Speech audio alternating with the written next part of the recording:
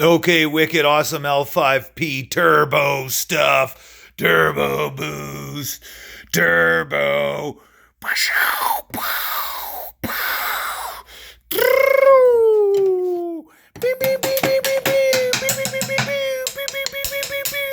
Okay, so we got the wicked awesome turbo. Oh, the heater can be quiet. We don't need that. Hey, check this out, by the way. So this is a stage machine. This is not a real one. The barrel's welded shut. You don't have to worry about that.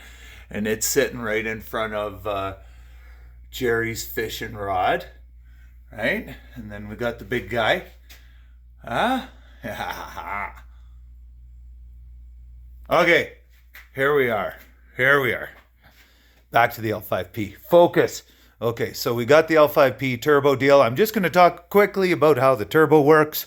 So we have the exhaust coming out of the cylinders, coming into the exhaust manifolds here, pushes through up the back of the engine into some up pipes here.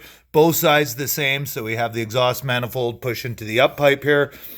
Goes to a little Y and a little gang, I guess an accumulator here, or just a joint where the turbo will mount to. So these guys, the exhaust from both sides come out into the turbo and whoop back here, and it's going to enter the turbo through the bottom side, which will be the outside of the turbo here. And as it enters into the turbo, it's going to get hit by some deflector vanes, which will either allow the air to be pretty well blocked, wide open so it can allow all sorts of airflow, or really steep so it can sharpen the airflow and try to raise the pressure in there and build the speed of the vanes. So the exhaust comes in and tries to turn the turbo, and essentially it's going to use the position of the vanes through this actuator to change both the quantity and the speed of the air entering,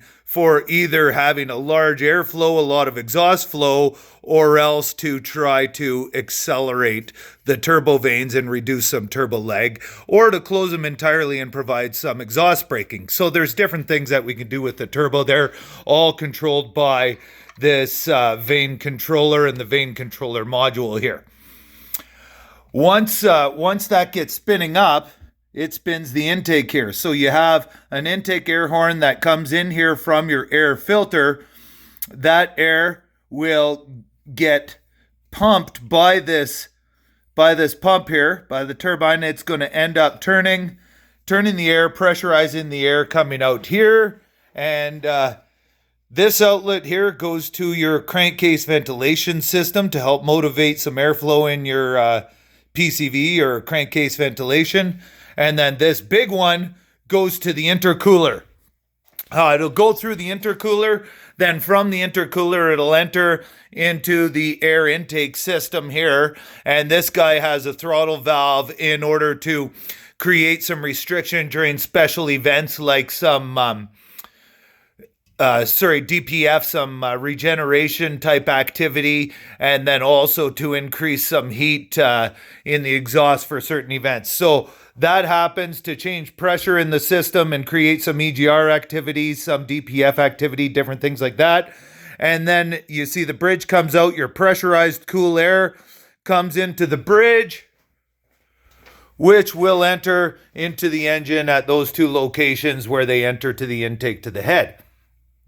Also, what comes with your turbo is we have some cooling systems. So we have active cooling, where you have coolant entering through this pipe here, and it's going to fly around inside your turbo, and it's going to exit through another pipe that lives up top there. So on this side of your turbo, you have your in and out for your cooling flow to cool your turbo and make sure that it doesn't overheat, and especially it doesn't burn and coke your oil up, because that'll cook your oil right up, which is why you don't want to rev your turbo a whole bunch and then just shut your engine off, because you're going to get that oil parked inside of that turbo.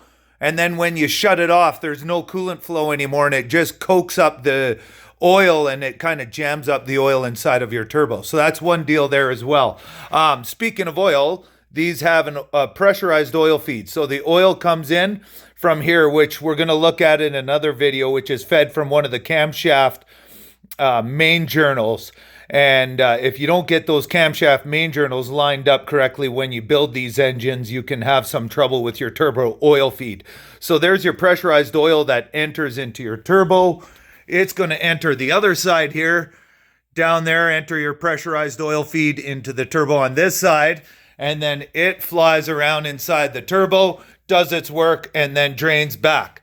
The coolant drain back and, the coolant flow and both the oil flow. Notable is this pipe here, they both come back, and one of them, you can see, is this guy right there that my finger's touching, which enters the back cover and then drains back to the oil system right there. The other one is this pipe right back here, which goes into there, which goes into a drilled passageway in behind. Notably, both of the oil and coolant for the turbo both flow to the back main cover as well. So that can be a little bit tough to diagnose when you're having turbo issues. Enjoy.